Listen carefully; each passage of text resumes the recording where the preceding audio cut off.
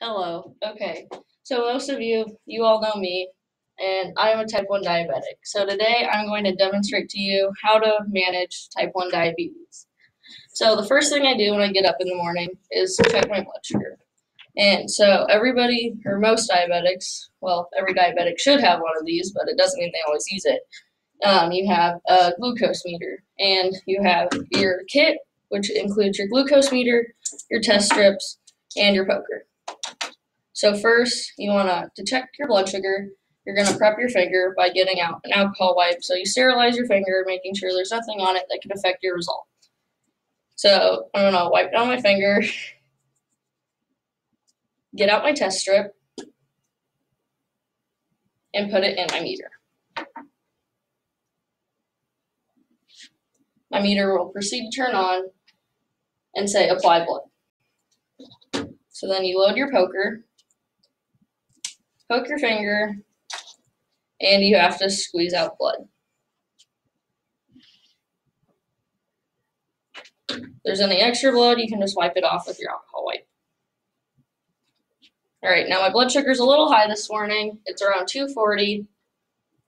So I'm going to change this real quick.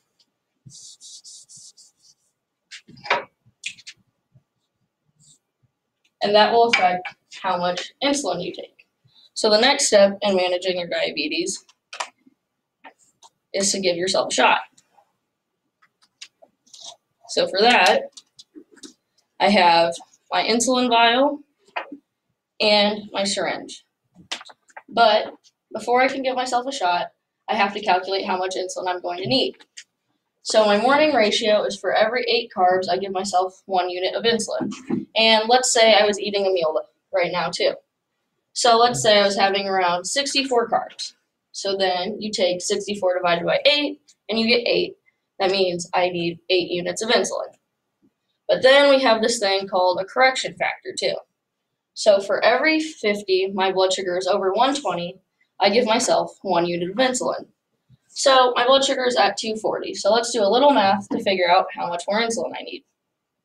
So you're going to take 240 minus 120 divided by 50, and I get 2.4. So now I have to give myself 10.4 units of insulin. So to do that, I have to prep my vial and get my syringe out. You get out another alcohol wipe to sterilize the vial to make sure there's no germs or contamination, and then prep wherever you're going to give yourself an injection at. Now, most people give themselves injections in their stomach or the back of their arms, but you can do it on your thighs or anywhere you have any sort of fatty tissue.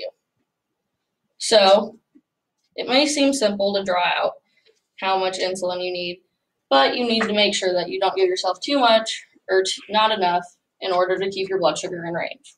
So you unscrew the back of it, take the cap off, and your syringe is out.